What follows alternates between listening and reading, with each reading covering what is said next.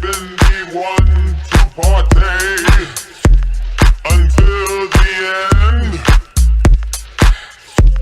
Looking for the after party to begin. I'm going down to La La Land.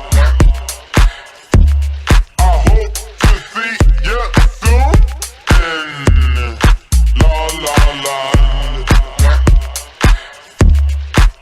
I'm going down to La La Land. I hope to see you soon in La La Land.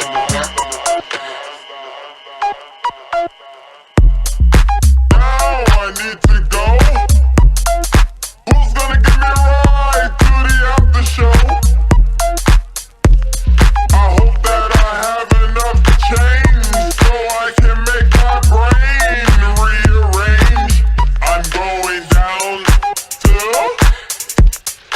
La La Land. I hope to see you soon in La La Land. Something about those little pills, unreal, the thrills they yield until they kill a million brain cells. Something about those little pills, unreal, the thrills they yield until they kill a million brain cells. Oh, what have I done? What happened to the morning? I passed the time away. High today, high today, high today, high today, high today, high today,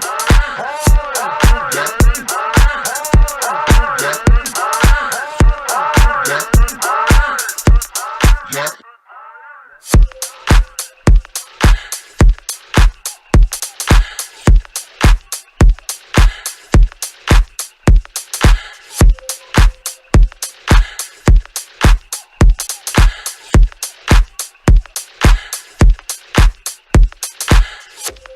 Yeah.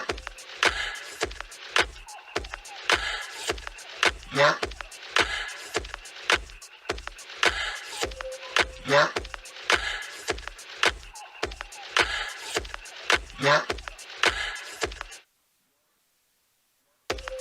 Yeah. Yeah. Yeah.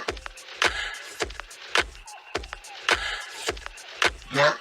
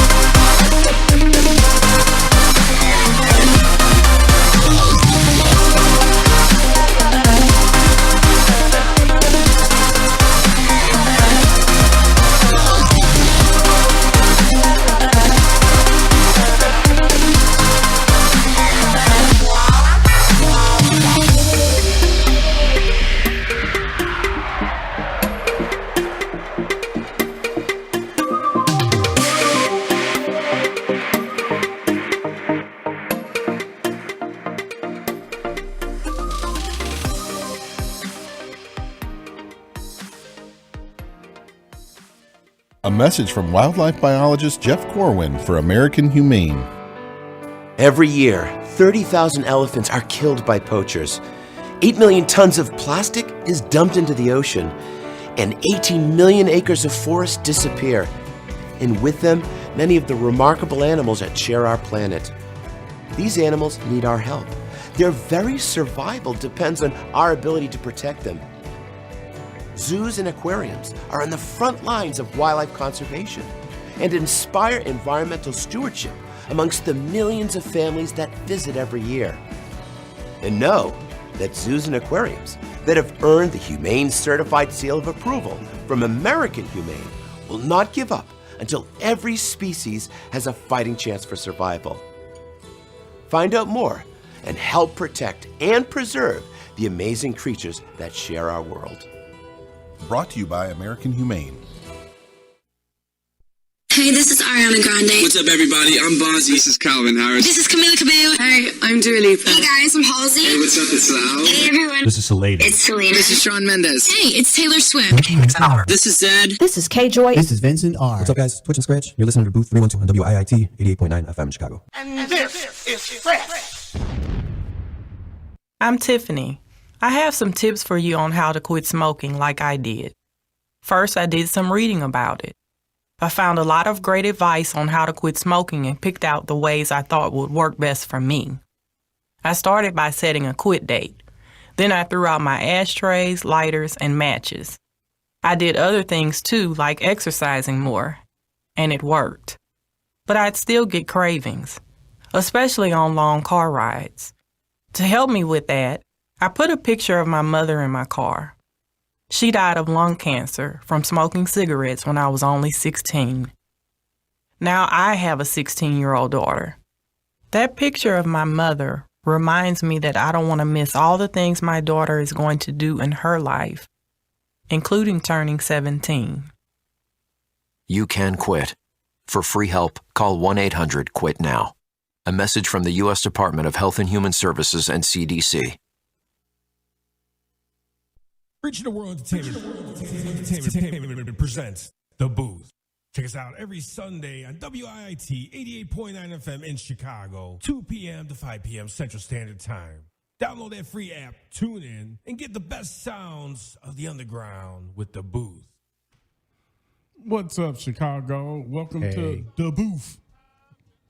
What's going on, guys? Hopefully you're doing all right. I don't know about those Bears, though. A lot of people are really dogging them right now, and Chicago, has to stand on its own two legs for other things. But today isn't a completely bad day. It's something that we're normally used to. Actually, it's better than some days for this time. So we're in the 30s. We've had a few nicer days. Correction, we're in the 50. We were 50 degrees when I walked in. Oh, well, see, I got in the studio real early this morning, so it's still only in the 30s. We're up to 50s now? It was 50 when I walked in. Okay, well, it's getting warm out there, so I don't know where's everybody at right now. No matter where you're at, hopefully you're listening to us. But man, that's a good thing. We're something we're not used to having 50s right now. Yeah, that's ridiculous. Even if it was 49, 48, 50 degrees at the end of November here in Chicago, that's nice. Well, I'm using Derek as a thermometer because when this man starts aching and whining about pains, I said, okay, I know storms are moving in. There it is. Yeah, the cold is coming. I'm arthrical. Winter is coming. Oh, man. So what's going on, guys? How was your week? My week was, I was working, pushing hard to get through this week to get ready for the festivities this coming week. And you can feel it downtown. Everybody's like ready for a holiday. You could tell. But overall, music-wise, got my birthday coming up. And I'll talk about that later because I don't have the address pulled up. Sure. But turning 25, all right. I wish. If I was going to redo some years, I'd go back to 35. 35 was really good. But I'll turn 47. Yeah. So. Oh, he's old. I didn't say that. I did not call myself old, but now I'm just like it. Yeah. So got that coming up. We got some venues with Dave C coming up. we got some things for you all out there in the works for the Booth 312 that we were discussing off the air in our meeting that I'm excited about. And, you know, there's a lot of endeavors looking good for the show for 2020. 2020. It was a good show back then too. So we're gonna have a whole year of 2020. You know, but you know, I'm looking forward to the new year. Dave C was over there talking about his event for New Year's Eve coming up. So we could get into all of that. But I'm just looking forward to the time off to spend with family and get ready for this Christmas holiday to roll in. Because, you know, it jumps upon you right after Thanksgiving. You just sat on the couch talking, okay, I just ate turkey, and then, bam, it's Christmas. You're like, wait, it's Christmas already? Yeah, Christmas is coming. So, are you ready for Christmas? Nope. Yeah. I don't celebrate it. So, my wife is going to the mother-in-law's house and all that, but I'm past the whole jingle belly stuff. I mean, we were debating on putting some lights out, and I might put them out anyway just to light up the house, you know, some all white ones, you know, in the hedges and stuff. Not because it's Christmas, but because it's dark around there, you know. And the raccoons and the rabbits that live by our house, they need to see how to get to their burrows. Because otherwise they'll be crapping on our porch because they can't see. Don't you have the driveway lit up though? Well, you know, I took those my flipping gardener, and he wants to get paid every month for destroying my signage. You know, like I have my alarm signs for the ADT, and we had all the yard lights running down, you know, like the runway lights. Mm-hmm. And the Jag, you know, he goes over there with the whip and whips them and breaks them, and then they try and stick them back and play. You know, it's kind of that thing where you knock a head off a mannequin and they kind of just set it on there, and you hope nobody bumps into it. Then you go out there and you bump into it, and all of a sudden everything just starts falling over. And then he holds out, yes, you owe me monies for 3 weeks, you know, or money. And I'd be like, you owe me money. I mean, he's drove over our gutters. He's crushed them, you know. Well, it's a good thing you don't have a flower garden. Otherwise, he'll be replacing them with plastic, you know, plastic flowers. And then he doesn't even do that. You know, we had weeds and stuff. It won't die, bro. Right. We had weeds growing all up under the porch. And I'm like, dude, aren't you supposed to be, you whack everything else. Why don't you whack off on that? You know? You know, so, I mean, you know, but I mean, he did just say that on a Sunday. Yes, he was whacking off, but all on the wrong stuff, you know. So, I mean, he's an ordained minister, so I guess it's okay. Right. Hey, right. We've heard ministers. You know, he's out there whacking everything with the carpet munching pastors and stuff. And now I seen the one where the guy he's going out, and especially they're really crazy in Africa with it. Where, you know, they grabbing the women's JJs and squeezing them to see, like, yeah, that looks good to me, girl. You know, you looking fertile there, yeah. And then he said in the back of my mind, this one I want to see later. I need to put hands on right. you. Zamunda. You know, so I'm like, how do they get away with this stuff? I mean, how do they get away with this stuff, Naive people. Yeah, I mean, I just be like, wow. And then the other pastor that's beating, like the one lady, he's supposed to be beating the demon out of her, so he punches her in the stomach. Then he turns around and he roundhouses her in the chest and knocks her to the floor. And I'm like, did he just beat the hell out that woman? You know, so it's just like, wow. You know, but you know, at the end of the day, man, it's we get caught up with, I keep telling y'all, stop getting caught up with these pastors, man. Stop getting caught up with these money-grabbing pastors. They're womanizers, they're users, they're all of this kind of stuff, man. Stop falling for the okie doke. You do not have to physically get your butt beat to get the devil. So maybe that's what they should have did in the old movies with what was that, The Exorcist and all that. Power of Christ compels you. Yeah. And he's throwing all the stuff on her, she's laying in bed, and she's like, your mama sews socks that smell. You know? And then he jumps over and he starts choking her, and she's like, What you say about my mama? You know what's funny is actually some of the beating stuff actually dates back even in the Catholic religion. My son's going to be going through one of his ending points. in the Catholicism terms. And one of the things they used to do is they'd slap you. And that was one of the things. They slapped the devil out of you. It's like, thank you. Well, I mean, really? I guess my parents were Catholic. You know? I guess my great grandmother must have been Catholic because she would just whoop you, and you'd be like, "But I didn't do nothing." You about to? You gonna do something later? So I'm gonna get this out now. The quota. I'm gonna whoop this out of you so you don't do nothing later on. But if I get a whooping and I don't do it, then I didn't do anything, and you're whooping me for nothing. Shut up, boy. Don't be talking smart to me. So if you're gonna whoop me, I might as well go and do it. Well, when I used to get those whoopings, that's for when I didn't catch you doing what you did bad last time. And you'd be like, oh, so next time my mom tried to whoop me, I said, nope, we paid up. We up to date. You got me already. Your credit has been full. Right. My credit is paid, so you're not gonna beat me again now. So, but I mean. Anyway, we were talking about the 90s DJs and the whole thing, and we're getting in on that. So we're going to talk about that just a little bit, and the different posts that were made, people who've been following on Facebook. And I know a lot of you guys that are listening probably like, I don't know what he's talking about. But, it's the whole Chicago thing, man. It's the whole division in Chicago. And like I was trying to explain to everybody, we have been a divided city, since the late Richard Daley, senior. Everybody had their place. The Hispanics, the blacks, the lower class, the upper class. There were certain areas you couldn't drive through. Like when I was coming up, and I did a live about this where, we couldn't go past Marquette Park at some point, you couldn't drive into Bridgeport. You couldn't go into Cicero. There's a lot of places that you could. And the segregation was created really through politics, and when the house scene hit, you had gay and straight people coming into the communities, going into the underground scene because it was the thing. Everybody wanted to go to the cool thing. And so you saw everybody together, whites, blacks, gay, straight, everybody was partying.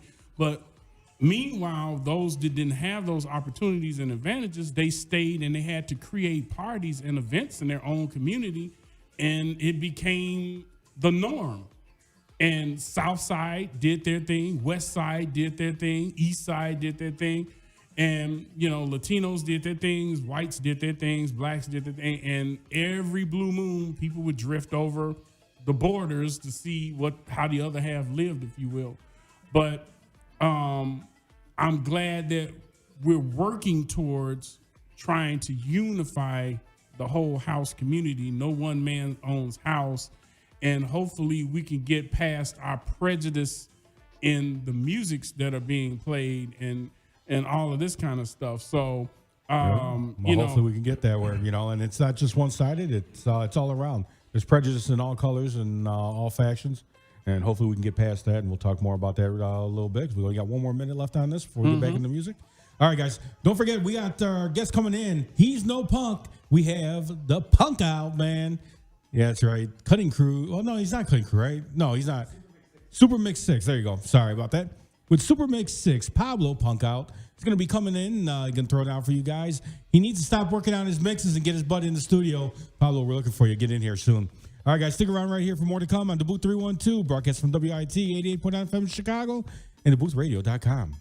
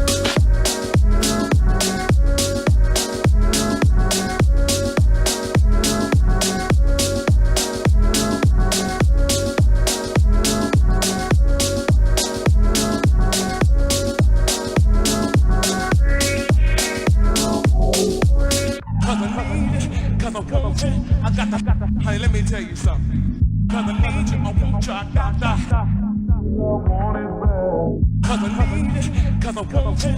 I got the, honey, let me tell you something. Cause I need you, I want you, I got the. Cause I need it, cause I want it. I got the, honey, let me tell you something. Cause I need you, I want you, I got the. Cause I need it, cause I want it. I got the, honey, let me tell you something. Cause I need you, I want you, I got the.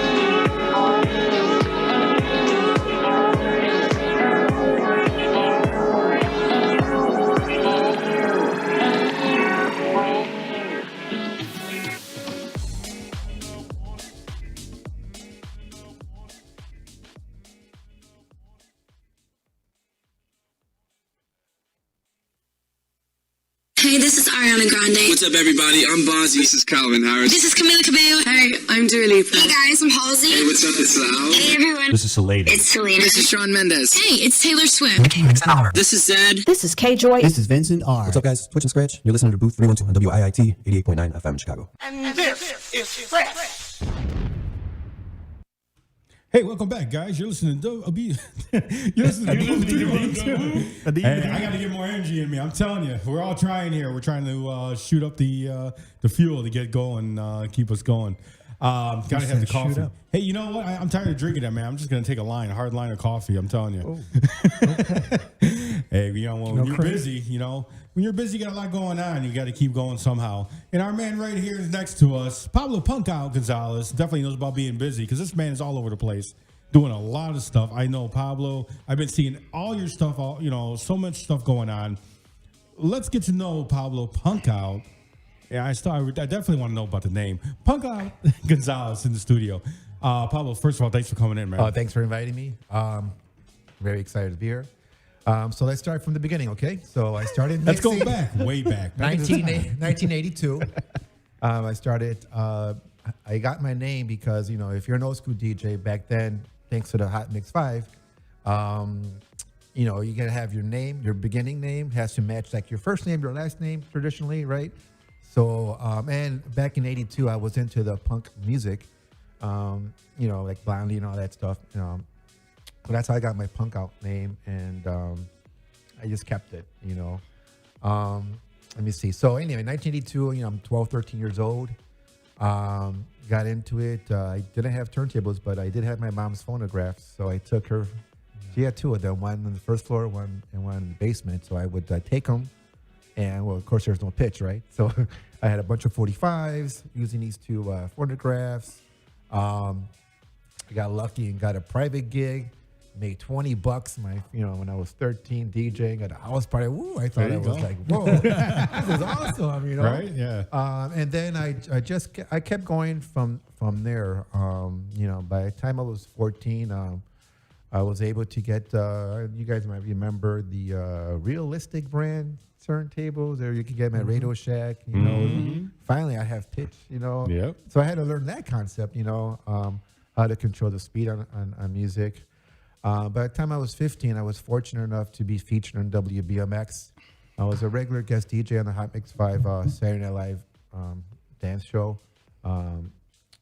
And I got to meet, Kenny Jam, Jason Rosario, Mickey Oliver, all my DJ, idols, back then. I learned a lot from them. And so I started doing business with them.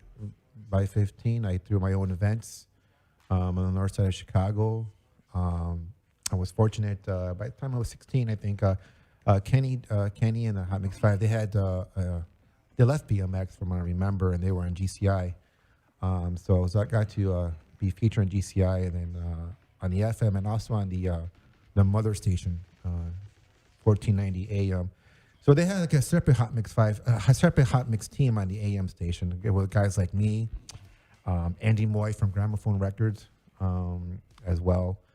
I'm trying to remember one more name, maybe Joe Magic, I'm sorry, I didn't take my memory pill today, but yeah. And then we were they gave us the honor of naming us associate members of the Hot Mix 5.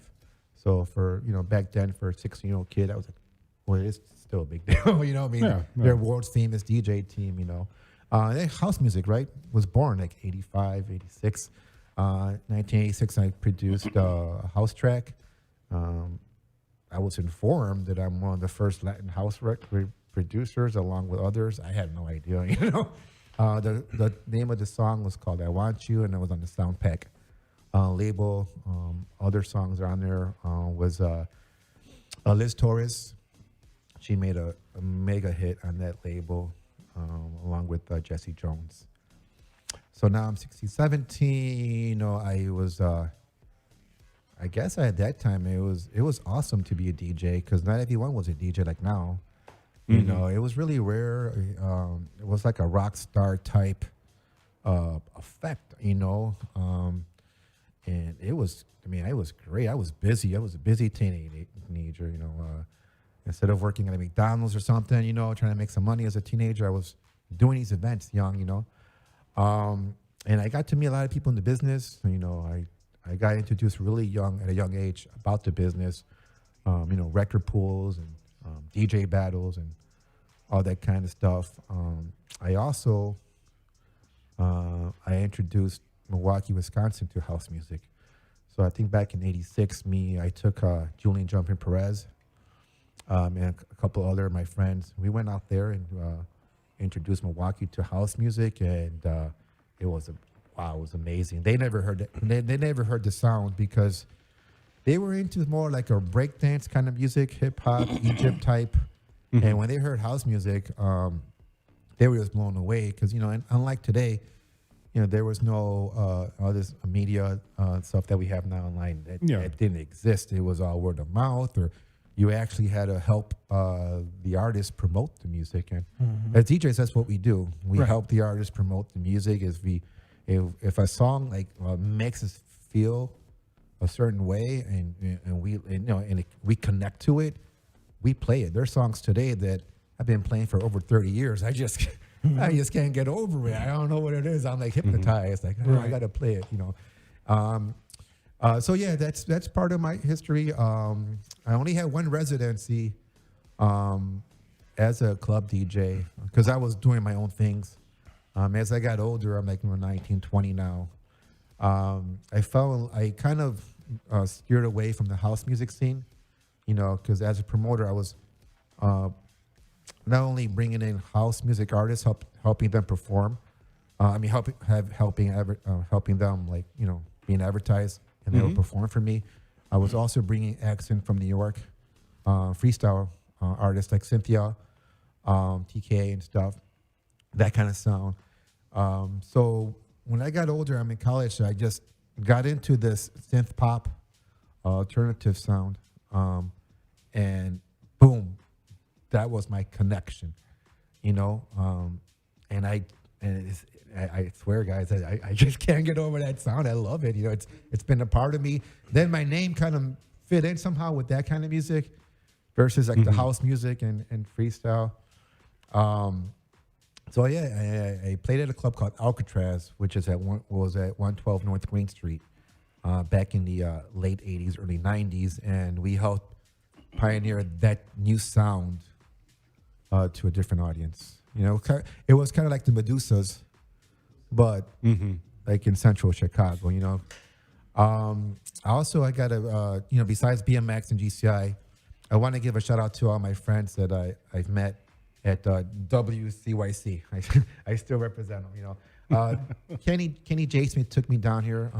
He introduced me when I was like 15 to this station. He's like, I can't put you on every weekend on BMX, but there's a station that I know of that you can play every weekend, promote yourself and all that stuff. And I went down there. It was down in Little Village, Chicago, and I met a whole new set of guys that I'm still friends with today. I want to give a shout out to Gino Rock Romo, Luis Segura, Miguel Rodriguez. We were part of a couple of DJ teams. The first DJ team at that station, it was called the Jackmaster 5. It was myself, Rich Martinez, Miguel Rodriguez, and you guys might know these other two, Gene Hunt, Dave, Tyree Cooper. Super duper, super. And we were all part of the Jackmaster 5. And, Tyree kind of, when he was first starting his music, he just blew up and, went up in the house music scene. When the Jackmaster 5 ended, we started the Dominating Six team, and that team lasted on for almost a lot of years at the radio station. Guys like myself, Gino Lewis, I just want to give Gabriel Rican Rodriguez, some of the ones I remember. We had so many different members after we left. They kept the name. So Wesley the Whiz Kid, he was part also. Caveman, oh my God, thank you. I can't forget about the lawyer.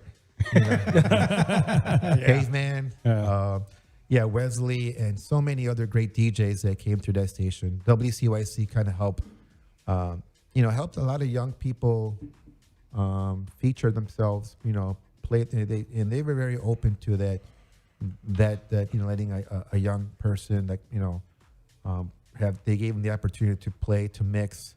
I was on the radio. I had my own radio show for years as well, and then I kind of elevated to to the music programmer under the direction of Harv Roman. He was also, Harv. He's he did so much for the industry. He brought, he featured a lot of artists.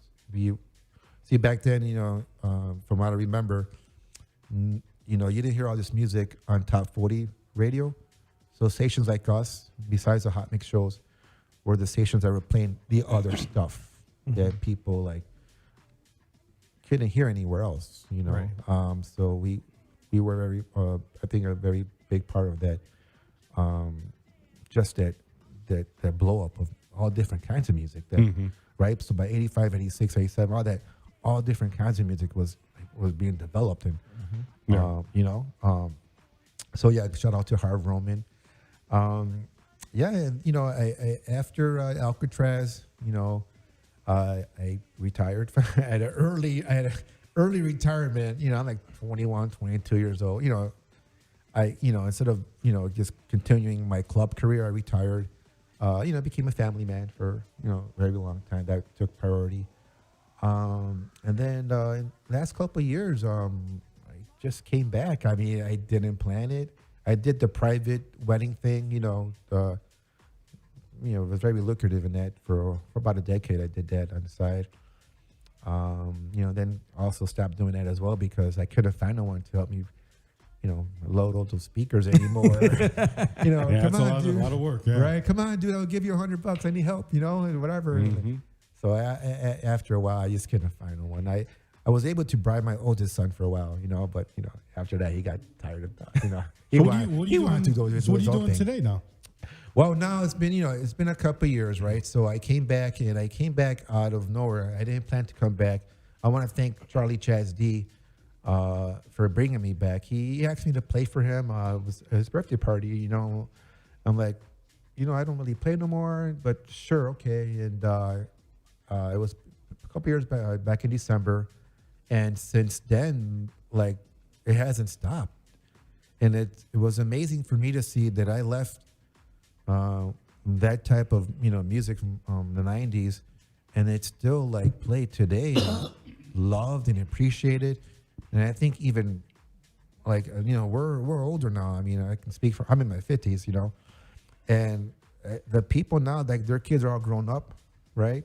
They're in college and they want to go out now and have a good time, whatever. So it's fortunate for me that that sound is still, in demand, that music, and it's great for me too. I don't have to buy music. I mean, so the stuff I had from 30-some years ago, and what I'm doing now. So anyway, so I came back, and the calls would just kept coming in, all different types of venues throughout the city.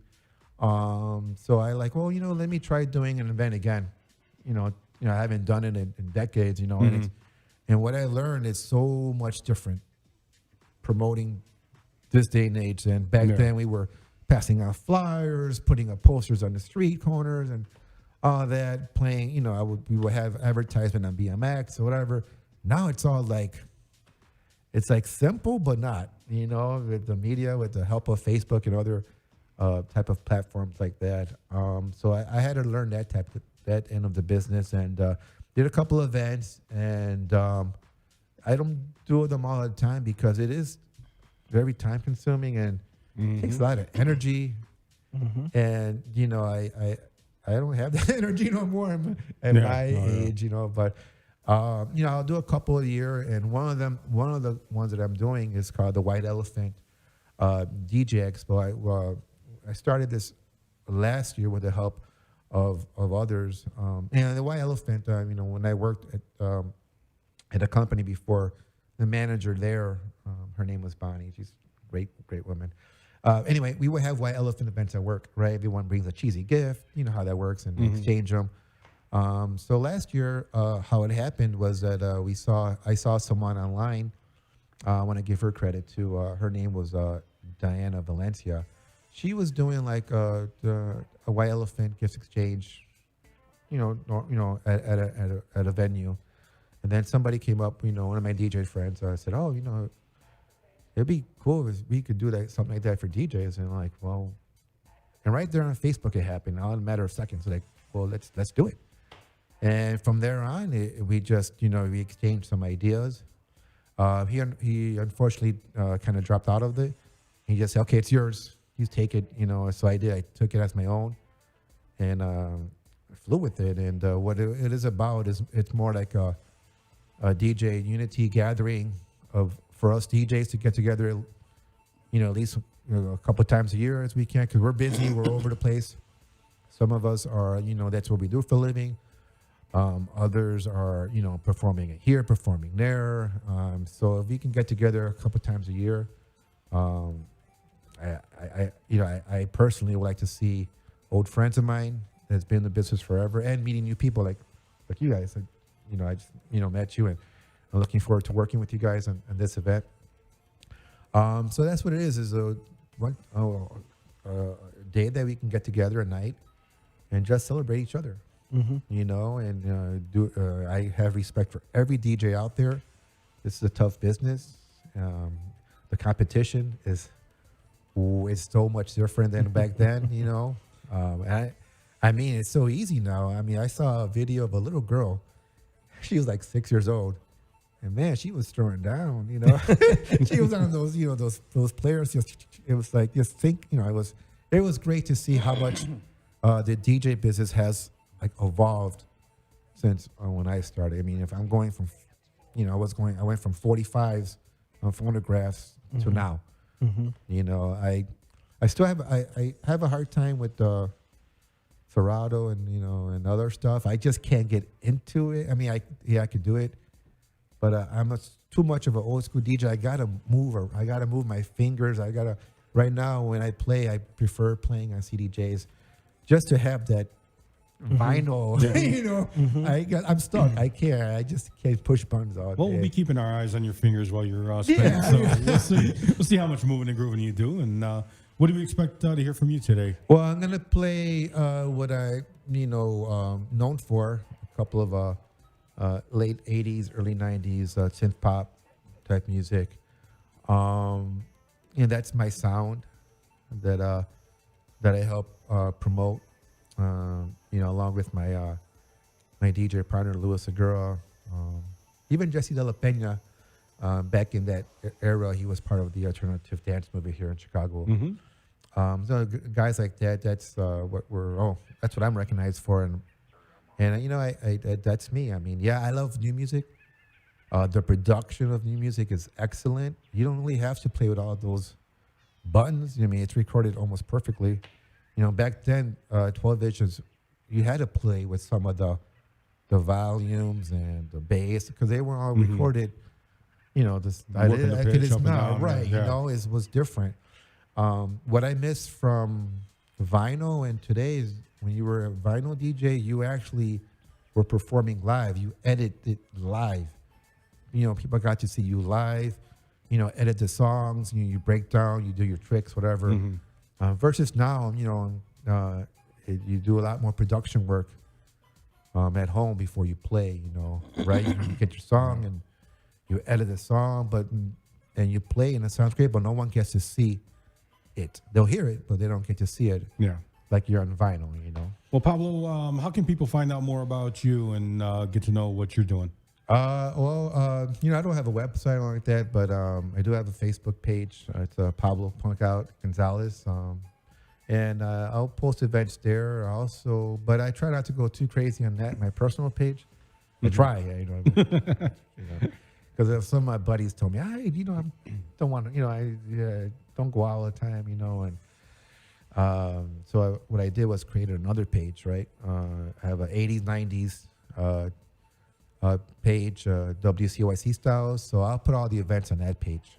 Okay. Well, not just me where I'm playing, but anyone. Any promoter that has an event out there that's kind of related to the 80s, 90s, just go ahead, I'll post it, and promote, because it's about unity. It's about promoting and supporting each other in the business. All right, sounds good. All right, Pablo, we're going to be hearing you live at the top of the hour. So that was 30 minutes already? Wow, I talked a lot. Well, you slowed it down a little bit, smelled it out, but it's all right. All right, guys, we're going to be hearing a lot about the White Elephant Xmas DJ expos. We got 2 of them coming up. The first one's going to be kicked off December 6th. It's a Friday.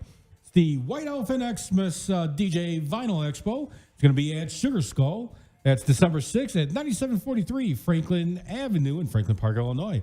We got a lot of DJs going to be throwing down for that one. You got Mackie C, Dave C, yours truly right here. We got Gabriel Rock the House, David Hitmix, Natrix, Tito Too Hot Hernandez, Nelson Torres, DJ Fernando of Classic House Radio, Pedro Carriaga of, am I saying that right? Carriaga? Peter C. Peter C. I know. Sorry, Peter. I mean, Pedro C. Hey, still love you, brother. DJ, we got Peter C. of the PB&J show going to be throwing down. We have DJ Ray the Kid, Gil G, Tony Mixon G, Vince V Rod. We have most definite Wesley the Whiz Kid, or it's just Wesley the Whiz now. See, I'm so it's old school. Yeah. Wesley the Whiz Kid. Yeah. DJ Buddy Boy, Lugo Rosado. Busy Boy. Is it Busy Boy? Yeah. Oh, okay. Damn, so I got the promo. I know. Carlos the Rascal, DJ V Man, Jammin' Jesse Rios. Yeah, DJ Dave C again. He's playing twice. He's working overtime that night. And we got our guest right here, Pablo Punkout Gonzalez, going to be throwing down. Vinny Cardo, Martino Spinning Ramos, and Julius going to be throwing down. So we got a lot of people there. Going to be throwing down, giving the best sound to the underground sound of that age. All vinyl sets. So you guys want to come and check that out. It's going to be a great time. Free admission. And free admission. I was just going to say that. Free admission. You can't go wrong for that. So make sure you guys are there. You're going to be hearing a lot from that right here on the Booth 312. Stick around right here for more to come on the Booth 312. Broadcasting on WIT 88.9 FM in Chicago and theboothradio.com.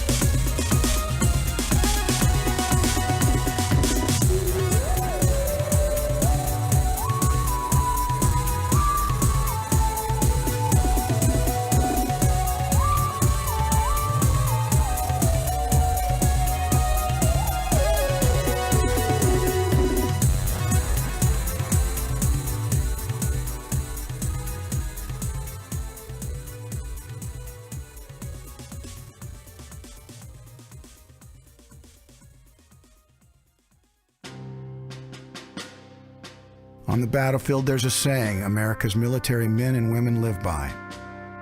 Never leave a fallen warrior behind, ever. Off the battlefield, Wounded Warrior Project operates with the same goal. We leave no warrior behind. Wounded Warrior Project is a non-profit organization created to help our men and women returning home with the scars of war. Whether those scars are physical or mental, we're here to make sure that they heal. And whether it's helping those with post-traumatic stress disorder live a normal life again, or giving much-needed support to injured warriors in veterans' hospitals, because no one deserves our help more than the men and women who risk their lives to keep us safe. Wounded Warrior Project. We never leave a fallen warrior behind, ever. Learn more about what we do at woundedwarriorproject.org. Hey, this is Ariana Grande. What's up, everybody? I'm Bonzi. This is Calvin Harris. This is Camila Cabello. Hey, I'm Dua Lipa. Hey guys, I'm Halsey. Hey, what's up? It's Loud. Hey everyone. This is Salada. It's Selena. This is Shawn Mendes. Hey, it's Taylor Swift. This is Zed. This is K-Joy. This is Vincent R. What's up, guys? Twitch and Scratch. You're listening to Booth 312 on WIIT 88.9 FM Chicago. And this is Fresh.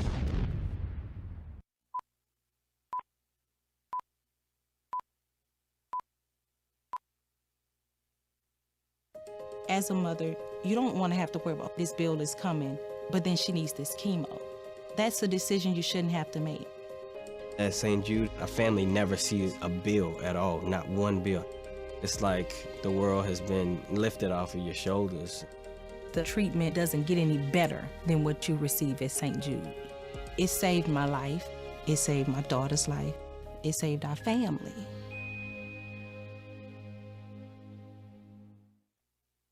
Reaching the World Entertainment presents The Booth. Check us out every Sunday on WIIT 88.9 FM in Chicago, 2 p.m. to 5 p.m. Central Standard Time. Download that free app, tune in, and get the best sounds of the underground with The Booth.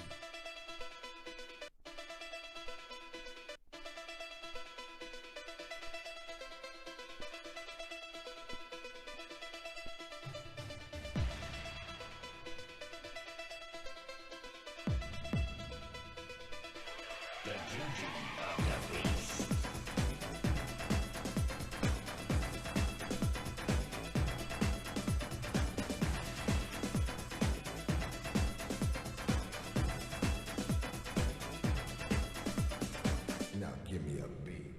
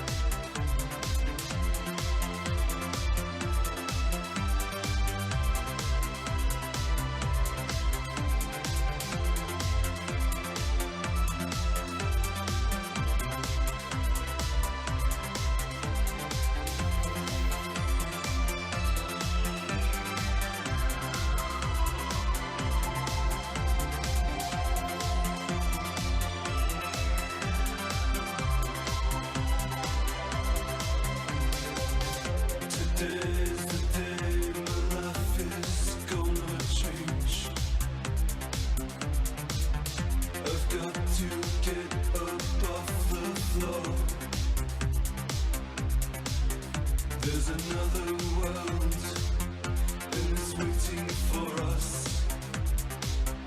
I've waited so long for so much more.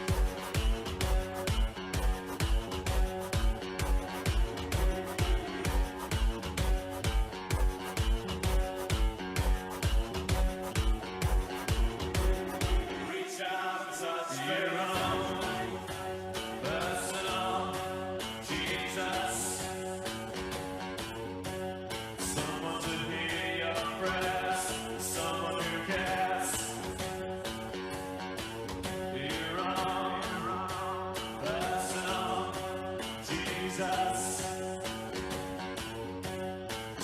to hear your prayers, someone who's there. Reach out and touch faith.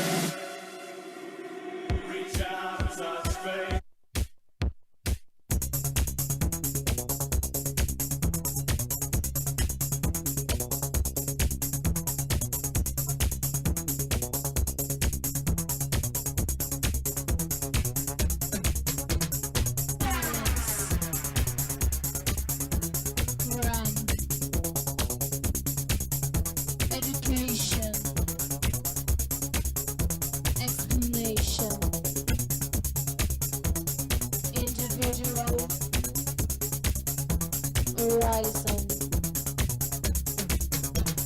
Treatment. Solution. Sensuality. Probability. Understanding. Evolution. Mathematics. Equation. Integrating elements. Flexibility is movable. Flexibility is movable.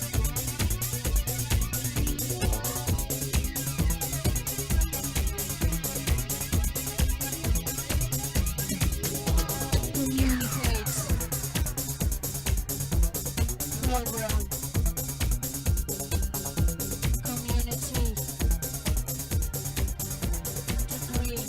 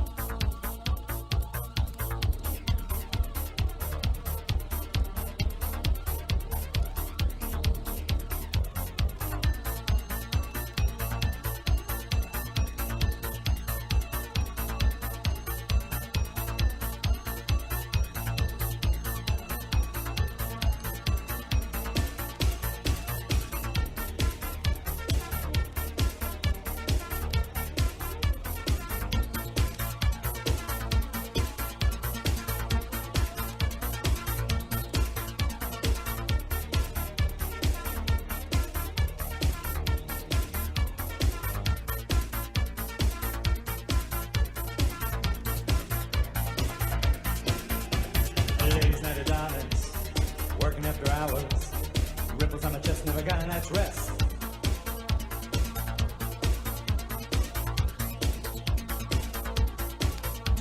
A Monday Jack, a jock with an act.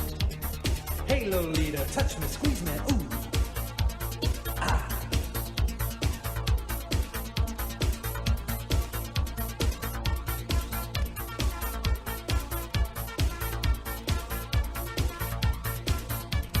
Built like a truck, I bump for a buck. Tits in my G-string made my living.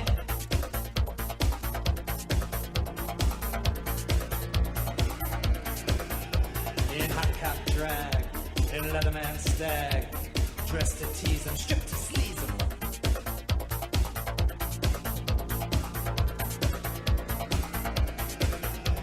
Strip for me, babe, strip for you. Strip for me, 'cause I want you to. Strip for me, babe, strip for you. Strip for me, 'cause I want you to. Strip for me, babe, strip for you. Strip for me, 'cause I want you to. Strip for me, babe, strip for you. Strip for me, 'cause I want you to.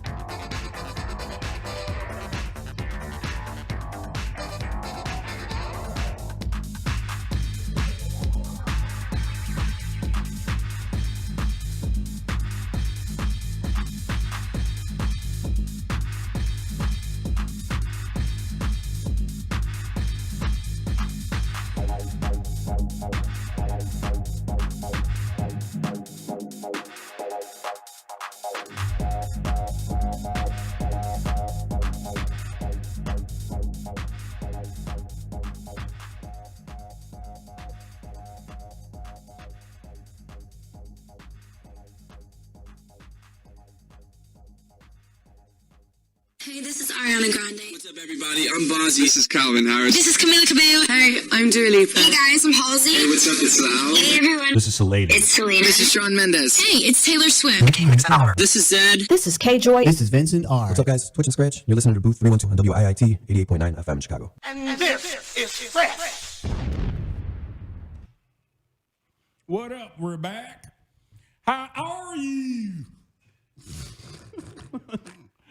Man, having a good time here in the booth. You gotta get Rob's mic on, man. There we go. Is he there?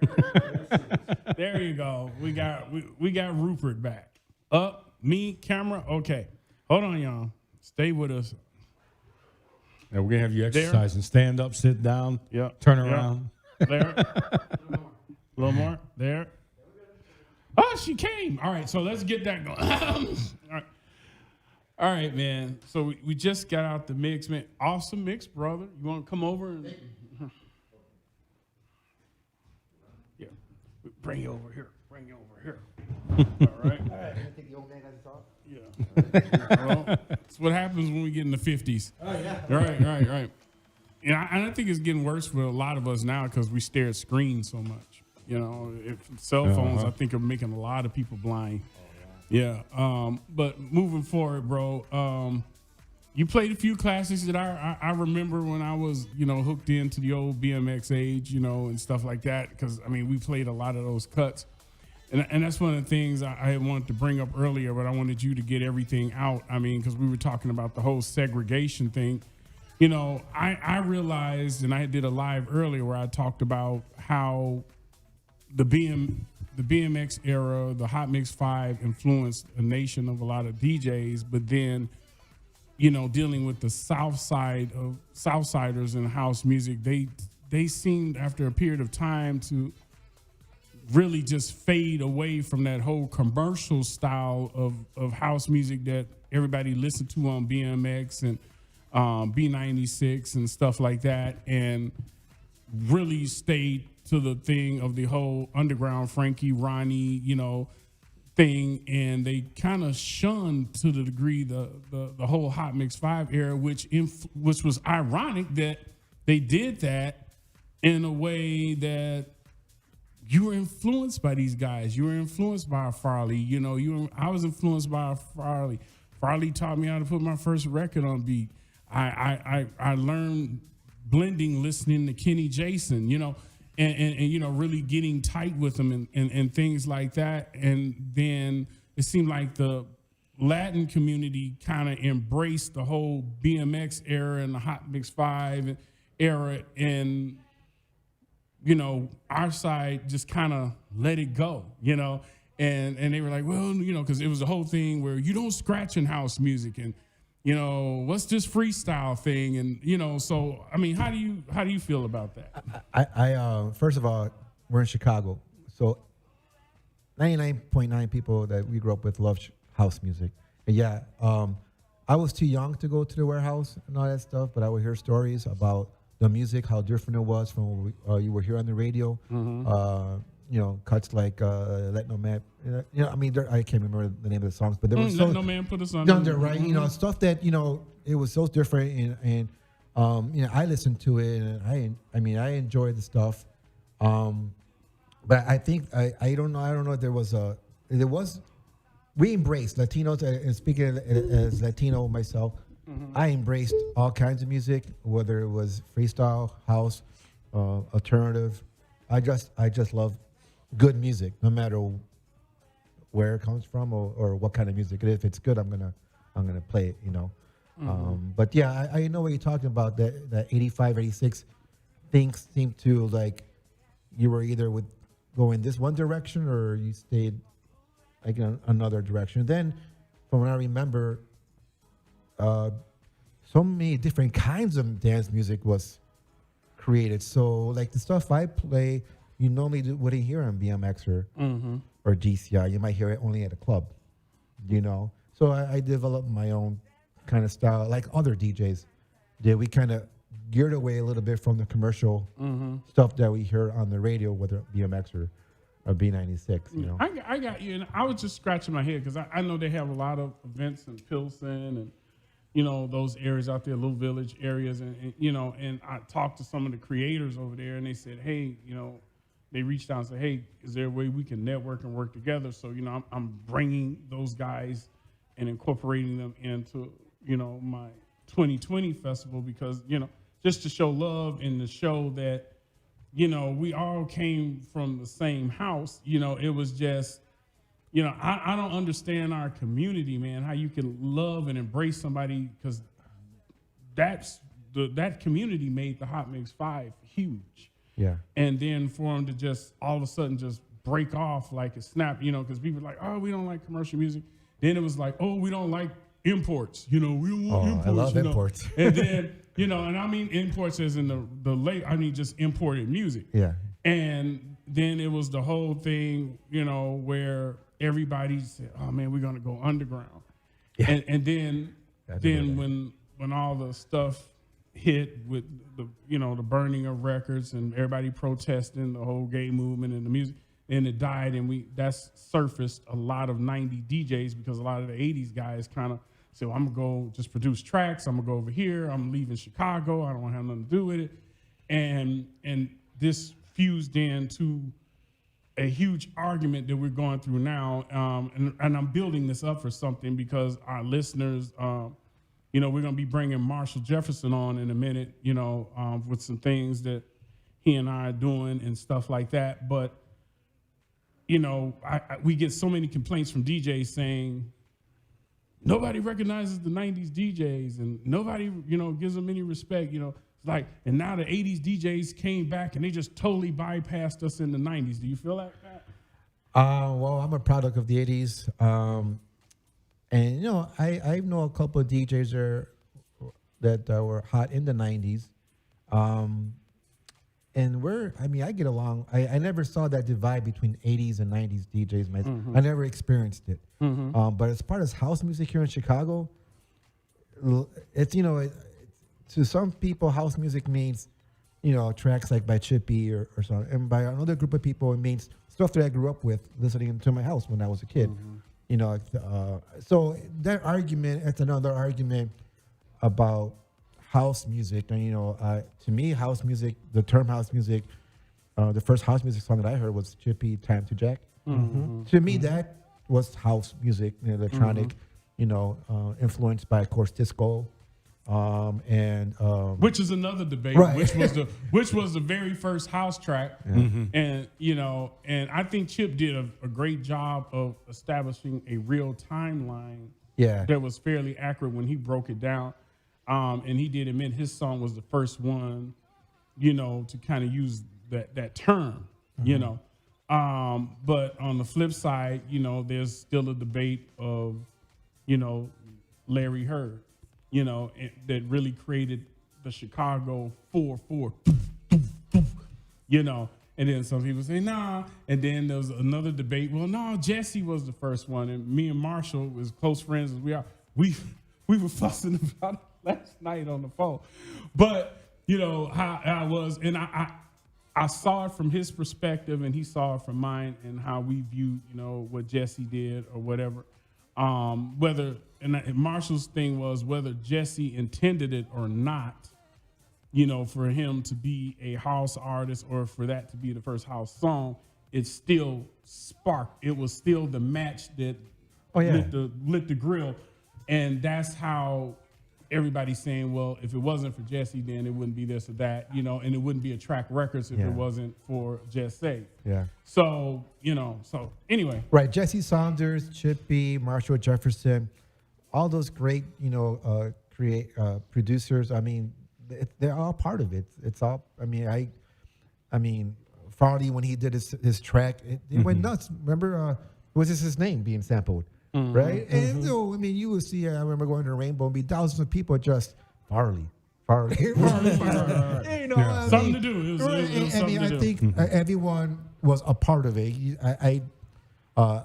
It takes more than one person. I mean, one person maybe started it, but it really takes, you know, that old saying, now that it's an old saying, it really does take a community to build something. And I think a bunch of Chicago artists at that particular time in our life, they all created sound, and thanks to the rolling machines and all that other stuff, you know, beat machines, all made it possible. Hold on. Yeah. Well, you know, the bad thing is too is we are a house divided. You know, we're divided because of all these subgenres and everything, and people have allowed us to really divide ourselves. Between that, you know, black, white, this, that, we are so divided in the house for, I can't say the majority, you know, it's hard for me. I don't know about you, Pablo, but I don't want to say it's a majority divided. I say it's more of a minority divided. And Derek, I know we've talked about this too, the divisions of the styles of house music and the southeast versus the west side, north side. It's sad that we came under this umbrella of house music as a unity aspect, but now we are divided. That's so, unfortunate. I mean, house music, any kind of music, if it's good music, that's what as a DJ, if it's good, if it makes the people dance, I'm gonna play it regardless of what label it has, what genre, who made it, all that stuff. I don't care about those politics. If it's good, I'm gonna play it, whatever it is. I mean, I don't do that. I have preferred taste, as you guys heard. Mm-hmm. That's my preferred taste. But when I was doing weddings and all that stuff, I had to play everything. From Justin Bieber to whatever. Justin Bieber's not house music. But as a DJ, you play everything, right? So you're all over the place. That's what a DJ and then the argument. I think I saw an article or something.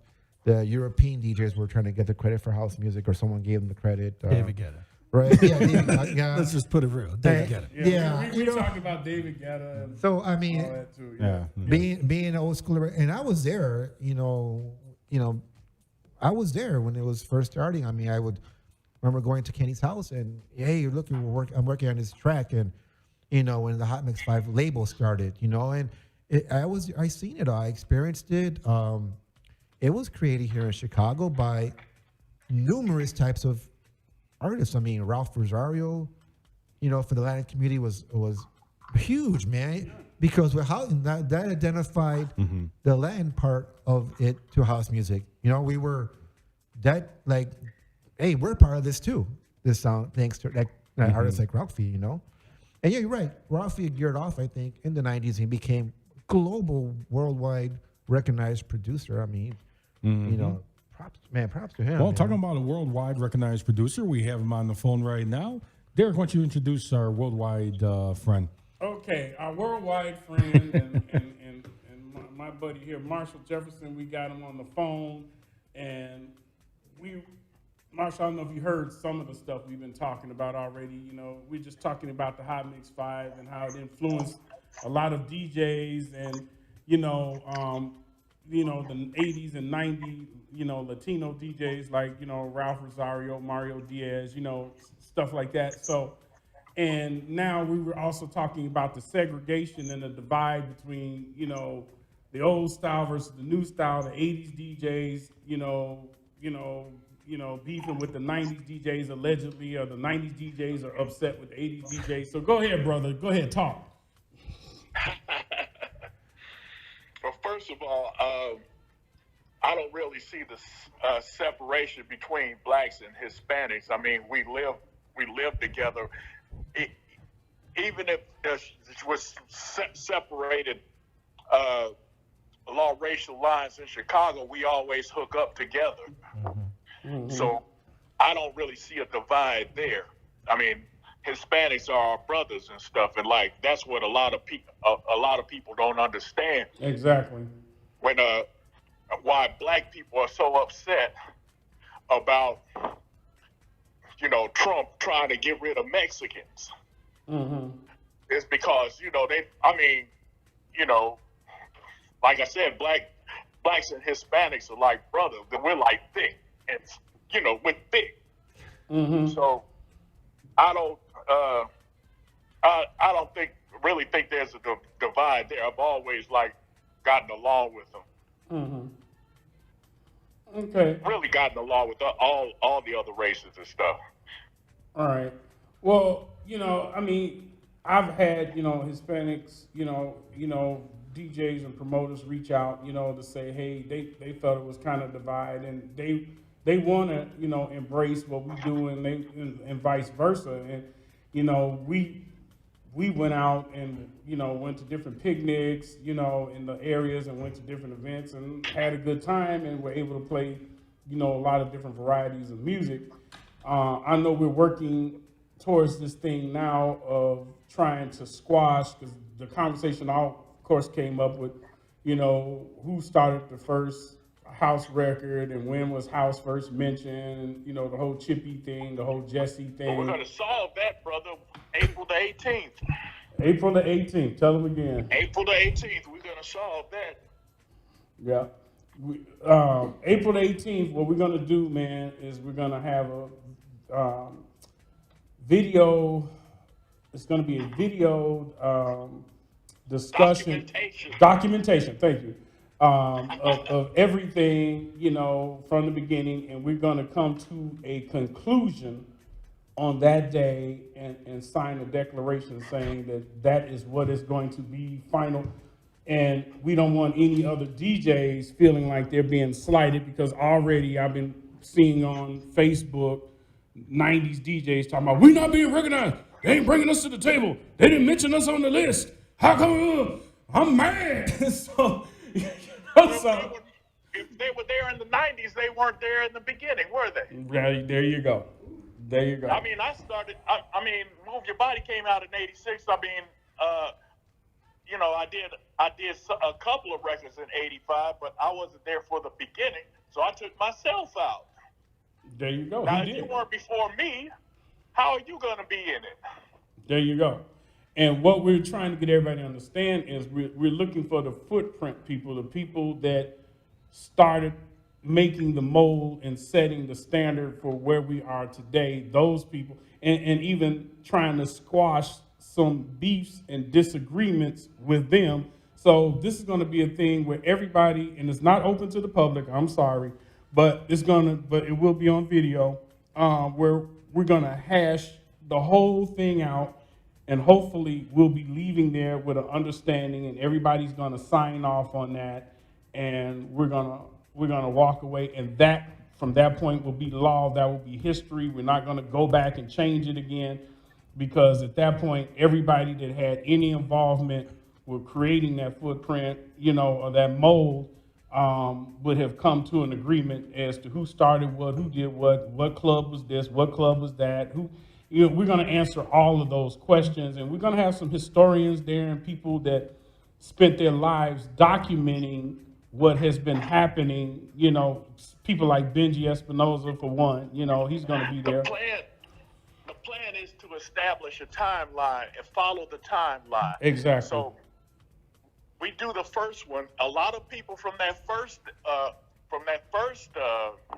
session are not going to be in the second one. You know, in the second one, we're going to have people like Fast Eddie and Adonis and me and Byron Stingley and people like that, as well as Blaze, who was also there, CC Rogers, you know, Kim Mazel, different people that popped up like from 86 to 90 and started a whole bunch. And also like people from London and Germany that started the stuff over there, you know, and we plan on getting a lot of them over. So exactly. You know, I mean, so don't panic if you're not in the first one, because you just may be in the second one if you know, if you have a significant contribution. Then like we get around to the 90s, and then we get to people like Cash Beer and Ron Trent and Robert Armani and people like that. Yeah. So you know, just be patient with us and stuff. We try to get like the people. Obviously, it's like hundreds of thousands. We ain't gonna be having hundreds of thousands. So we're gonna, you know, get people like Sneak In and, you know, Derek Carter, you know, who blew up overseas, and people like that. Okay. Well, you know, hopefully everybody will vibe on this and watch it, you know, because we're going to go from the 80s all the way to present, and we're going to try and recognize as many people as we can. We also, everybody's got to also understand Chicago is saturated with DJs and doers and all of that, and we may not be able to get everybody in. It is not anything personal. It's nothing done intentionally. We just are grabbing those that are available that can do it and that have made substantial contributions to house music from the 80s all the way to present. Being if you have a club, a venue, you're a promoter, you're a big event planner, whatever it is that people constantly go to your things and are constantly involved, and we know it's other talented DJs out there. We recognize that. We recognize there are other talented producers out there. We recognize that, but it's only so many people we can get in there and get this done, you know. And I know as hard as we're gonna try, Marshall, I know that somebody's gonna be butthurt. Well, I'd be happy to talk to anybody that's butthurt and explain to them exactly why. Yeah. You know, we made the decisions we made. Exactly. You know? But the thing we have to do now is push all the negativity aside and just concentrate on doing it. Because, you know, we just started this yesterday, and we got all, you know, everybody agreed on, and you know, to do it and stuff. So that's a good sign. Yeah.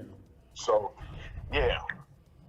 Oh, and we won't be mentioning disco. So, I mean, we're dealing with strictly Chicago house. We're not talking about disco. So I know people are gonna be like, "What about the disco era?" So, you know, I know that might pop up in some timeline arguments, but no, we're not really dealing with that at present and stuff like that. Anything else you want to talk to them about quickly, Marshall? No, that's basically it. You know, I know it's all a bunch of arguing on my thread on Facebook since I announced it yesterday. I mean, this is just off the top of my head. I just got tired of people arguing on Maurice Joshua's thread. Mm-hmm. So I said, look, we just get a bunch of people in a room and have them all hash it out, you know, talk about it and come to an agreement, because, you know, when everybody's doing interviews individually, they're beating their own chest. Mm-hmm. So, like, you know, get them all in the same room and the chest beating will be at a minimum, because everybody's going to check them, you know. For sure. You know, no, you didn't, you know, like, so. It should make for a very interesting video and a very interesting day. It's going to be a long day. It's going to be like Congress and the Senate going into session. Yeah. The impeachment trials. Yeah, that's funny. But you know, I really want to see Larry Sherman and Rocky Jones there. Oh yeah. I can't wait. I can't wait. Matter of fact, when I shouldn't say anything, but I might come in. Hey, you still owe me money. Oh no! Don't do that. He might turn around and run back out again. Oh yeah. Oh no. All right, man. We got 3 minutes in the game. Stand in line for that one, you know. Shoot. All right, man. We got 3 minutes in the game, man. Thank you for your time, man. We're gonna dive back into this, and I will hit you later on after the show, brother. Okay. Thanks, Take Marshall. care. Appreciate it, man. All right, thanks, brother. All right. All right, guys. So, you know, as we were saying, we're going to squash this. And if you guys have watched our shows, if you haven't kept up with our shows, we have a lot of history as well when we did the history of house music here. So we started a lot of this, and you guys are really going to get it. This is going to be the final session of this when these videos come out, because they are all agreeing on it. So you'll be able to get a caption of what we brought to you guys, as well as the final thought on this when Marshall and the rest of the house music legends sit down and really debate it out and lay it out as to what happened, how it started, and how it ran. All right, guys, we got a lot more to come right here on DaBooth312, so stick around for more to come.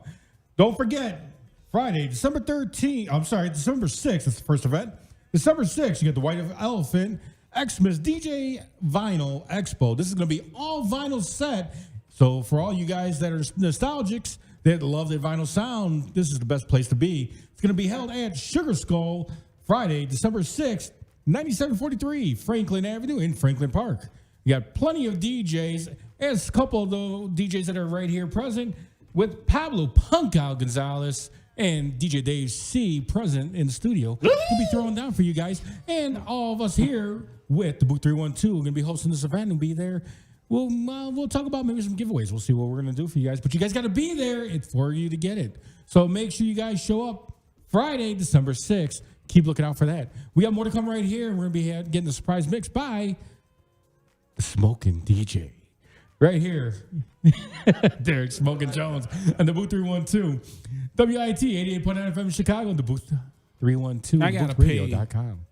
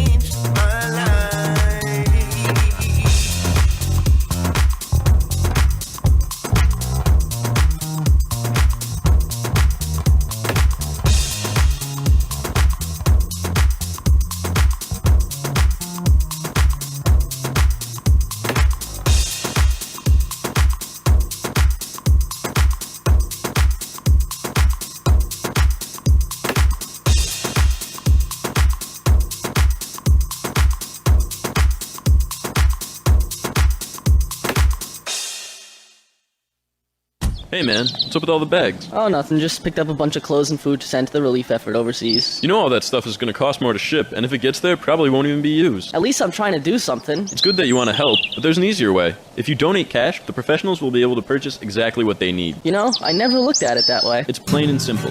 Cash is the most efficient way to help disaster relief efforts. Even an amount as small as $10 can give the victims some of the necessities that are even more crucial while they're recovering. Brought to you by the Center for International Disaster Information.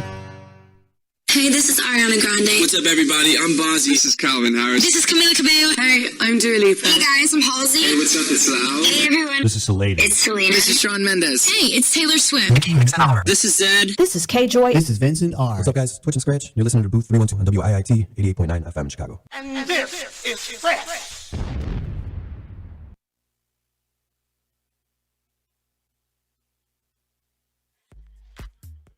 What a fine day to play 9 holes. Oh, tap the brakes, pal. Your head says yes. Your bad hip says not so fast. Come on, a little exercise, some fresh air. Your hip needs fresh air? Really? Dude, what your hip needs is a fresh hip. Is your body holding you back? Let's see. I think I'll fix some spaghetti tonight. Now how you gonna open that jar when your wrist is too sore to turn a doorknob? Ouch! Why are these lids always screwed on so tight? Put down the jar, pick up the phone, and call for a pizza. Your bones and joints can say no at any age, keeping you from doing the things you always used to do. Yet a lot of people in pain decide to fight for their mobility and regain their lives. To read their stories and find your own inspiration, visit anationinmotion.org, a public service message from the American Academy of Orthopedic Surgeons. The odds of a young girl being discovered by an industry insider while singing to herself pumping gas? 1 in 300 million. The odds of the daughter of a clergyman from Severn, Maryland spending 11 weeks at #1 on the U.S. singles charts? 1 in 19 million. The odds of going on to win 6 Grammy Awards? 1 in 1.4 million. The odds of selling over 40 million records? 1 in 800,000. And the odds of this musician and performer having a child diagnosed with autism? 1 in 150. I'm Toni Braxton, and I encourage you to learn the signs of autism at autismspeaks.org. Early diagnosis can make a lifetime of difference. Autism Speaks. It's time to listen. Brought to you by Autism Speaks and the Ad Council. Reaching the World Entertainment presents The Booth. Check us out every Sunday on WIIT 88.9 FM in Chicago, 2 p.m. to 5 p.m. Central Standard Time. Download that free app, tune in, and get the best sounds of the underground with The Booth.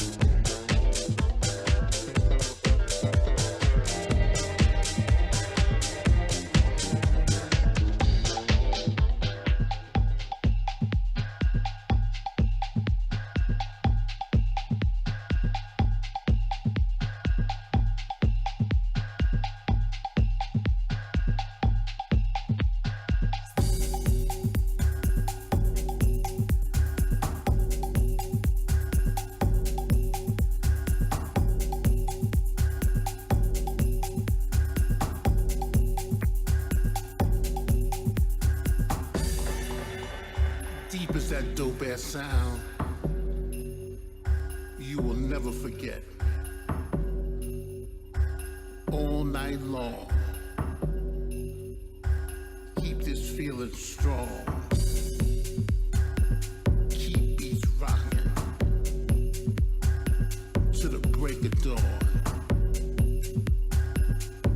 To a sound that's way past wonderful and makes it easy to move your feet.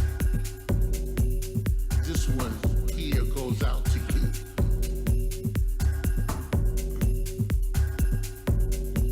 The ones who keep it deep.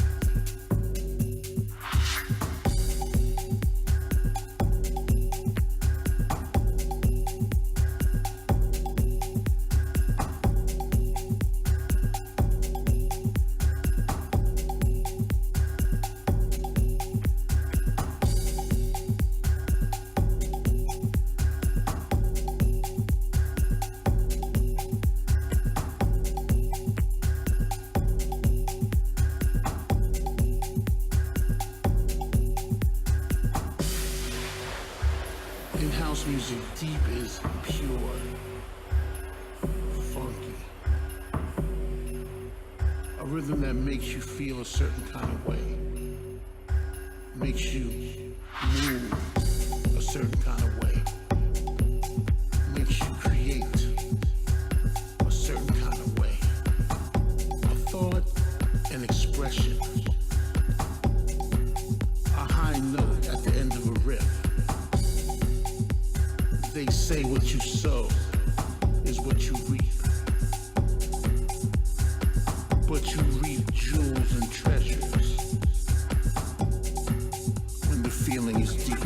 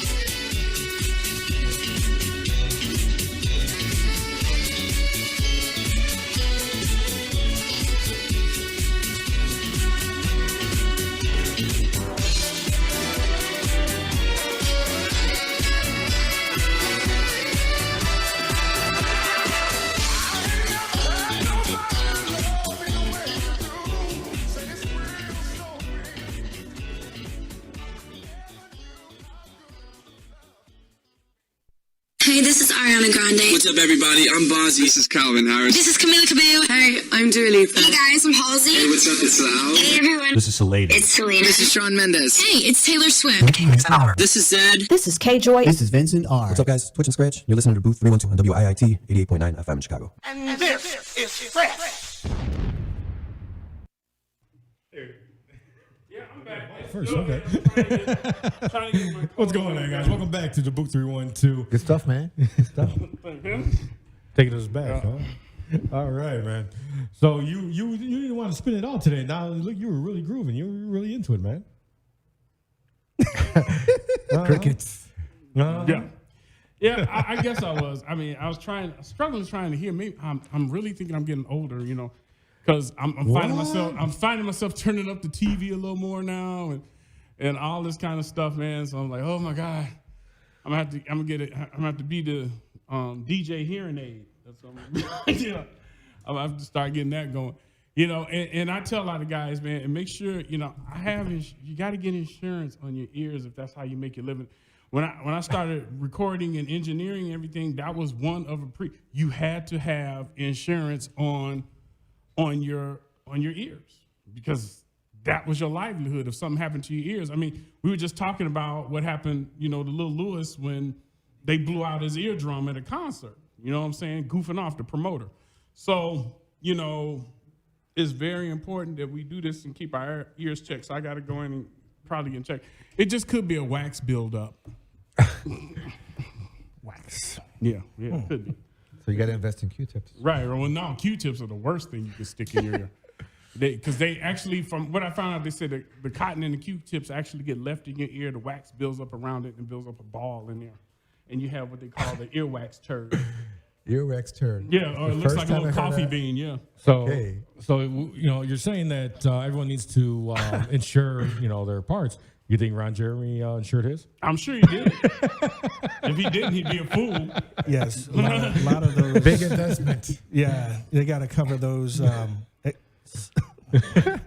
you got to cover those. Those things. So you need member insurance. Well, we just have. You need the Peony plan. The Peony. Yeah, Peony or Peony? Peony. Yeah, you need the Peony plan. Yeah. Rob had mentioned about December 6th at, what's that location again? Sugar Skull? There you go. Sugar Skull with White Elephant.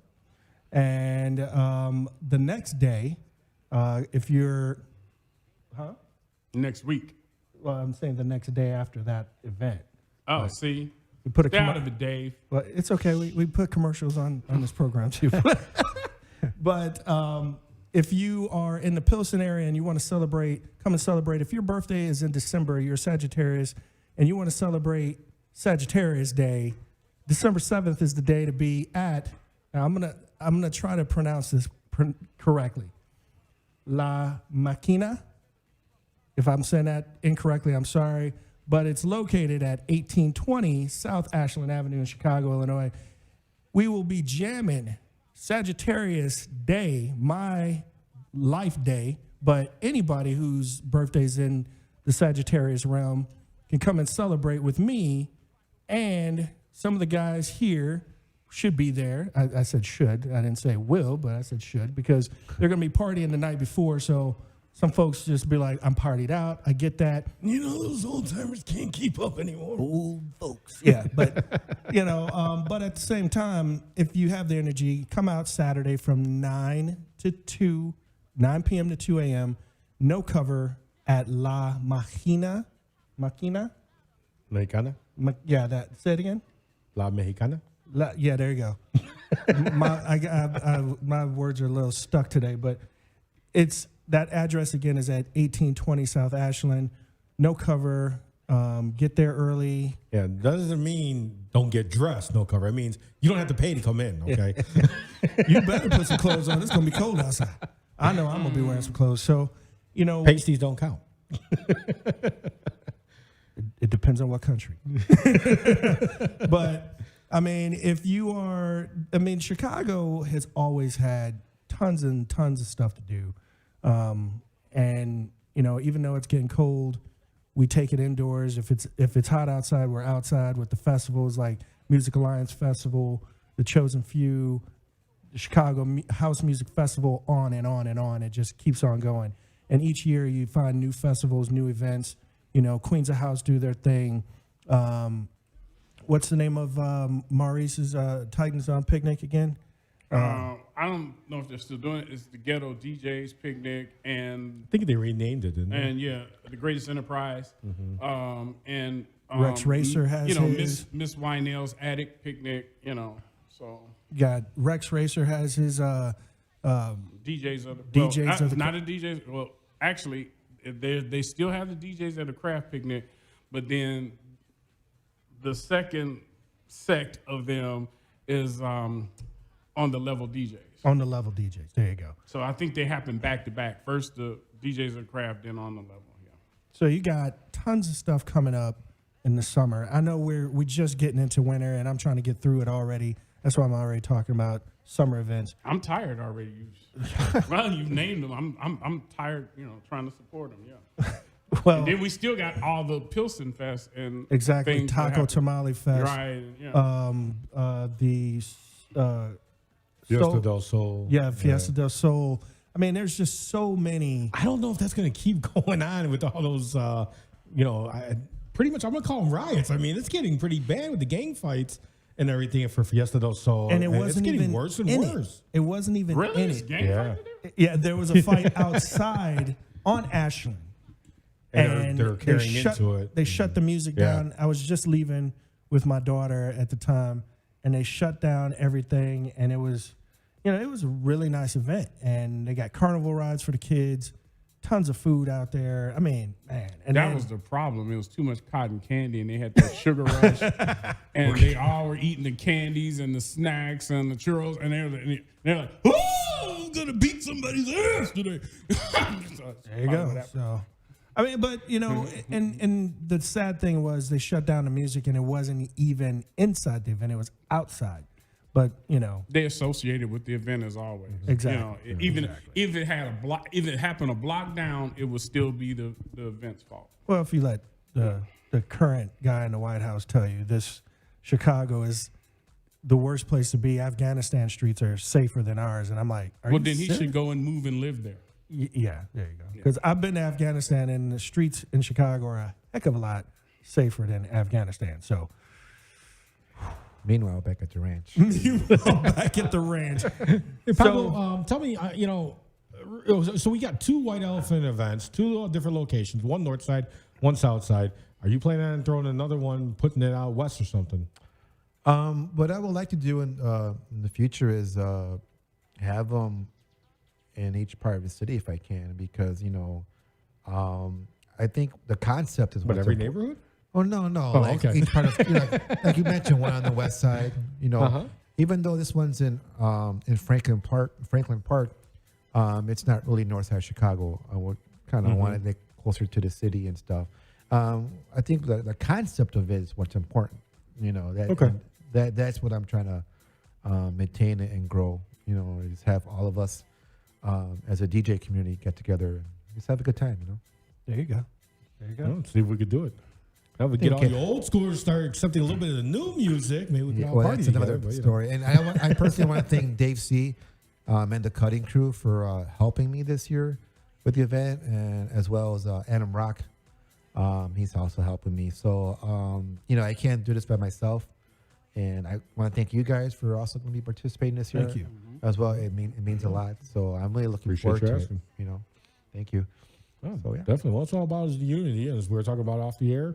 Unity is easily said, but very seldomly shown. Right. So, that's something that we not only hear preach, but we show it each and every day. And Derek's constantly doing that with all his events and everything. And people are still whining that nobody does this, nobody does that. Well, and that's what happens. I know you hear all the time, well, we should get together. And I've been hearing that, for years. And finally we're, it's not everyone. At this event, I had the graphic designer create a T-shirt with as many DJ logos and stuff as possible on it. And I can't put every logo as I wanted to on there. but maybe yeah, and I apologize, to those DJs that called me up. Why didn't you call me? And I wanted to be part of it. And maybe next year we can, like I said, make it bigger and have more DJs from all over the city participate.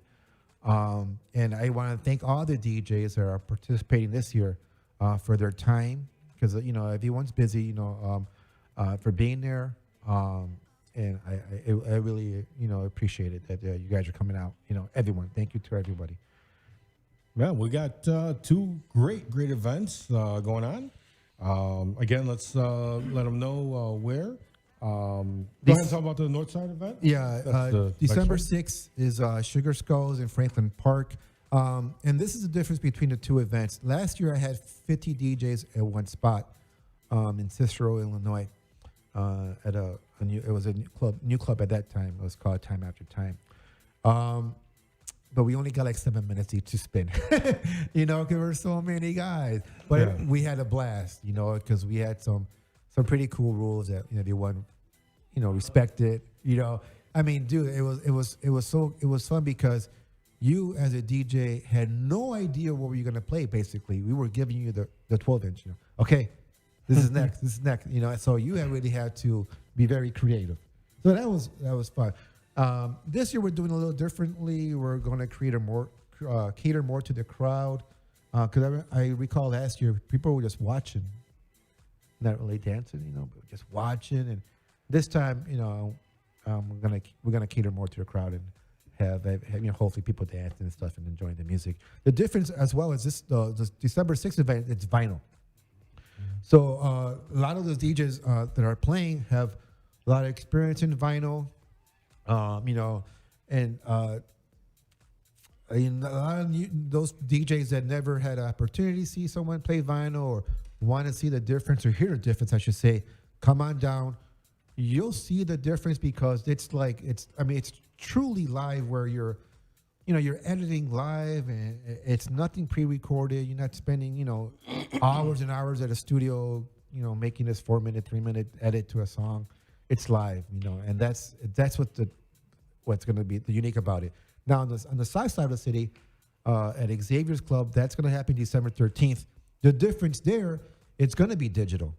So you're going to hear a lot more newer music, because a lot of the vinyl is older. So on this one, you hear a lot of more different kinds of music as well, and that's what I'm looking forward to. So you're going to hear the Serato DJs and any type of digital CDs, any type of digital programs. If you're someone who's looking to be a part in the business, let me see, this is the opportunity to see these guys play on a digital platform.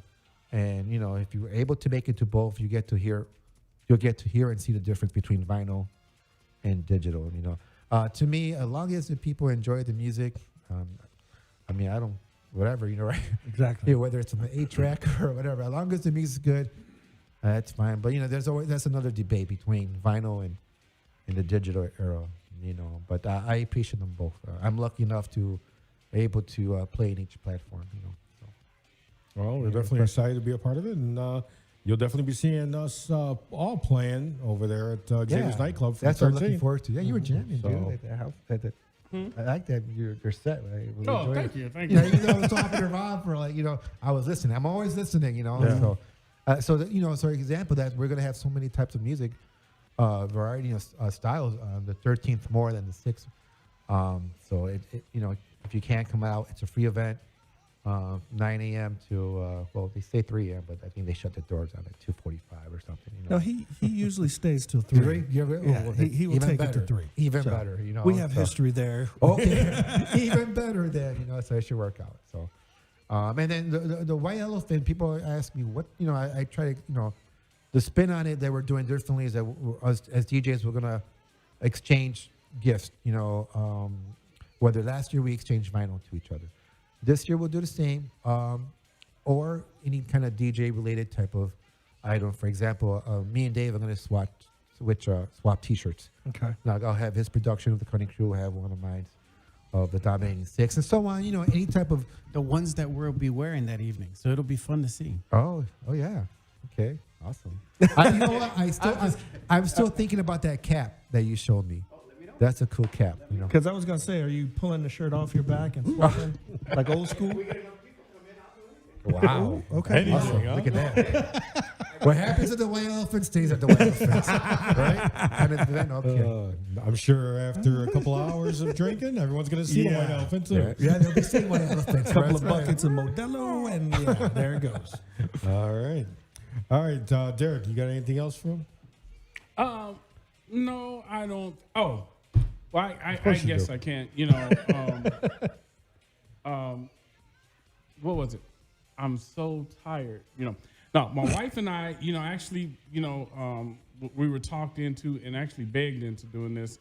So we have a YouTube channel called Keeping Up with the Joneses. So if you guys want to like and subscribe and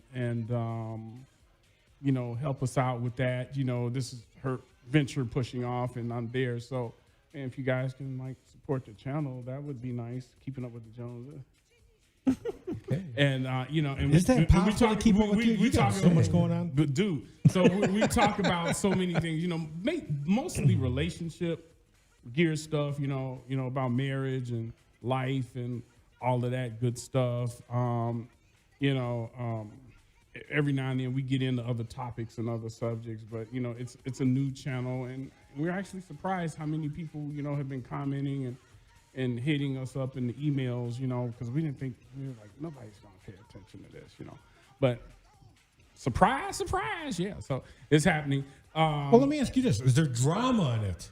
Gotta have drama. Oh yeah. Well, yeah. We've touched on some things. We've touched on, how So the Joneses are touching. Yeah. How to argue, how getting into arguments. We've gotten into. Well, we're getting to get into the whole twosome, threesome thing. Huh? Yeah, yeah. Well, what, is that this season or next season? Right. Yeah. So different things like that, is coming up, but it's we just have fun doing it, and I enjoy working with my best friend. My wife is my best friend, so we plug have her out fun there for doing it. Bree. Yeah, Bree just got to plug her. Yeah. Attention, Bree, you just got to plug her on radio. And I have to plug this for, people don't know that she did singing for, Larry Hurd, Joe Smooth, Mike Dunn, a lot of them. And so she's got a couple of songs coming out on our indie label. And she's also doing the remake of So I Sing. So she's going to do that, and that'll be out soon. Soulful house track, and then she's got another one coming out literally right behind that called Wasted My Time. So so hopefully you guys will support that for her too. Wow. Okay. Bree, I know that she did some lyrics on a couple of your songs. Mm-hmm. So yeah, but this is all her now. Okay. Okay. Well, go on and Bree with your bad self. Yeah, she's now being requested by as some people call it, the upper echelon, whatever you want to call it, to come in and start doing vocals and stuff, or just doing tracks. So keep up with that and the whole shebang, man. And the reemergence of vinyl, I'm happy about that. I'm excited about getting to the point where we can sell units again. And this will hopefully knock down the poor sales with the MP3 sales and duplication of music. I think I believe it was 4. One of them was launching, in the 2020 cars, they're putting back the cassette players back in the cars. And we talked about Sony bringing back the Sony Walkman. So they're bringing back 2 styles. One that you can kind of hook up and it hooks to the cassette. And then the other one is the actual Walkman. So I'm thinking I wonder how that's going to go over. Because back in the day, Steve Hurley and I had one. Steve had a yellow one with a pitch control on it when he was working on Music is the Key. Mm-hmm. And he rigged it and put, RCA cables in it and everything. And of course, I was like, wow, I'm going to do that. So I went and got one. But mine wasn't a Sony. I'm trying to remember who mine was. Might have been a Technical or something like that. I can't even remember. Mm-hmm. But I did the same thing on my gray one, and it was huge. But, I mean, we had a lot of fun. So I mean, these things that were once out of style are now coming back in style. You know, and you gotta thank the hipsters and the purists for keeping it alive. You cannot. I used to laugh when people was talking about, oh man, he took my Who Wants to Carry records. And lo and behold, we may be back to carrying records again. So I don't know I carry my thumb drive. But I want to give a special shout out to Donald Poole over there in Detroit. He's a good friend of ours here at the booth. He's on WJZD radio in Detroit, and he does a internet show from that same station. And I got the privilege of, we had a Chicago takeover last Saturday night, and he played there. I mean, there was tons. I think Gene Hunt was on there. If I misquoted, then I'm sorry, but Gene Hunt, one of the chosen few or two of the chosen few. I think Terry Hunter was there or had submitted a mix. It was a total Chicago takeover. Yours truly, Black Thor, got a chance to submit mine, and Rick Johnson, or AKA Rick Lenore. And it was a total Chicago takeover. So thank you, Donald. He did a video where he was thanking all the DJs that participated in it. And anytime you need DJs to do a Chicago takeover, let us know, because there's tons. Like our guest said earlier, there's tons of DJs here in Chicago that are trying to be heard, and we try to bring them here on the booth, 88.9 FM each and every Sunday. But you can't get everybody. So just like I'm taking a page out of Marshall's book when you said, "Hey, we're hitting the people that we can. If we miss you, just let us know. It wasn't personal." But we try to get everybody on the show to show what they do, how they represent Chicago house music, and they're keeping house music alive. So to our guests, thank you for 30 years of what you've been doing, and continue doing it. Thank you. You know, and you played an awesome set. Thank you for coming on the show. Derek played awesome as usual. Mad kudos. The man is always busy. So, just continue to share the show. Please tell your people out there, watch the show every Sunday. Yeah, we're talking. This is we'll share, right? We gotta share, right? Got you. If I can make a quick plug, I'll be playing at Joe's on North Avenue for the Anything Box concerts if you're into synth pop. And on December 1st, I'm playing at a charity fundraiser event, DJ for Kids, at the Fleetwood Roller Rink. I'm sorry, in Summit, Illinois, from 12 to 4. It's a family event. Okay. Great. Cool.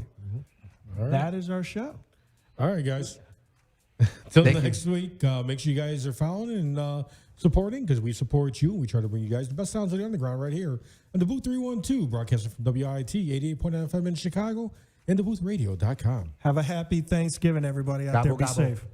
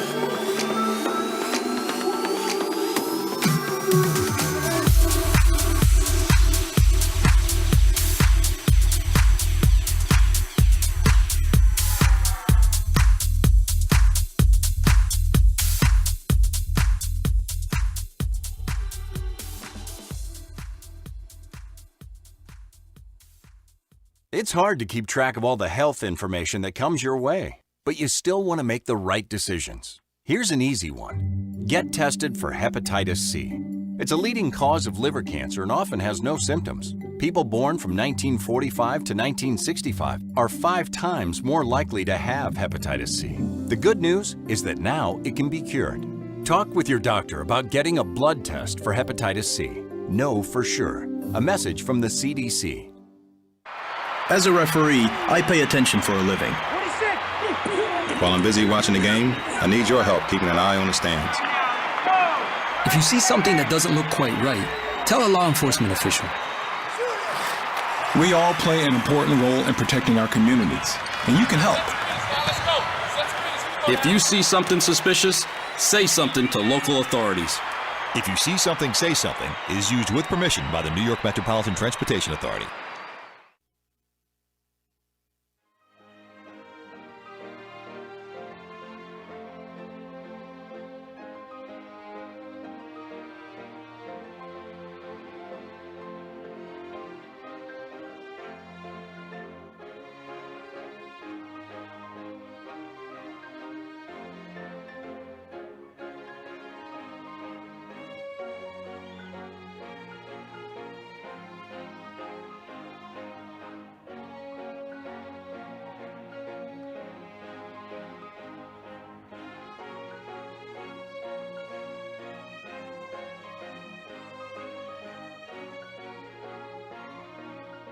You're listening to WIIT 88.9 FM Chicago, broadcasting from the A. Sidney Cass studio on the beautiful campus of Illinois Institute of Technology.